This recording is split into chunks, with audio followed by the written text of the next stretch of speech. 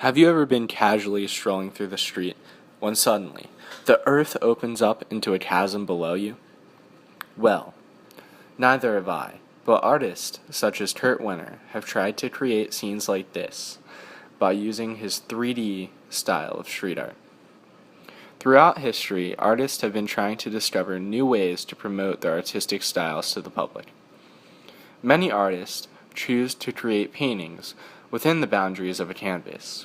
However, within the past couple of centuries, some artists have begun to move away from convention and have created what is known as street art. This modern form of art has its origins in both England and Italy. In the late 1800s, pavement artists known as streeters were found all over the United Kingdom, and it is estimated that over 500 artists were making a full-time living from pavement art in London alone. In Italy, the roots of the movement can be traced back to the 16th century.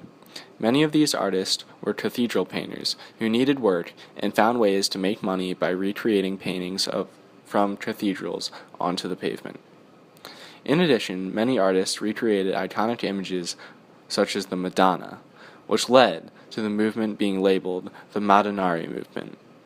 The Madonnari painters usually displayed their work at festivals which were held sporadically throughout Italy.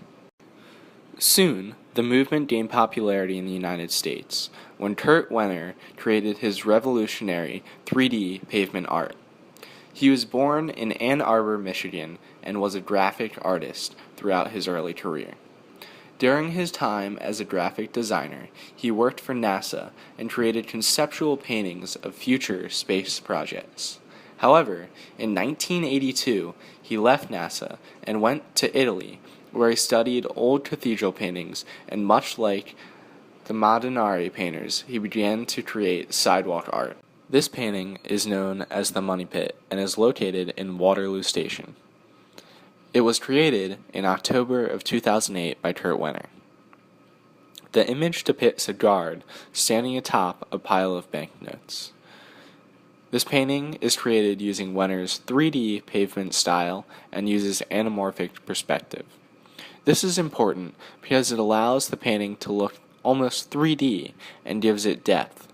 However, in using the anamorphic perspective, the art can only be viewed this way from a few directions. If one does not look at the painting from the correct angle, then it will appear distorted. The Money Pit was also the first stereoscopic work of pavement art ever created with color code glasses. This innovation increases the 3D look of the piece and can be viewed in the money. The money is displayed in the classic red and blue color of 3D glasses. The Magic Carpet was designed for an Israeli telecommunications commercial that was being shot in Chile. After the work was completed, he sent a picture of the art to the heads of the company. One executive responded, insisting on a more modern-looking scene. Therefore, he was forced to make a new piece that was more modern than this one. This piece shows a semi-modern Israeli city. The two major buildings are detailed with engaged columns and a large dome on top. The other buildings are constructed in a more modern and Western style.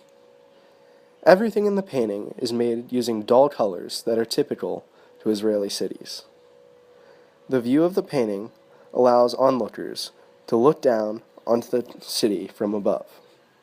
From their viewpoint, the viewer is able to make out many citizens moving throughout the town.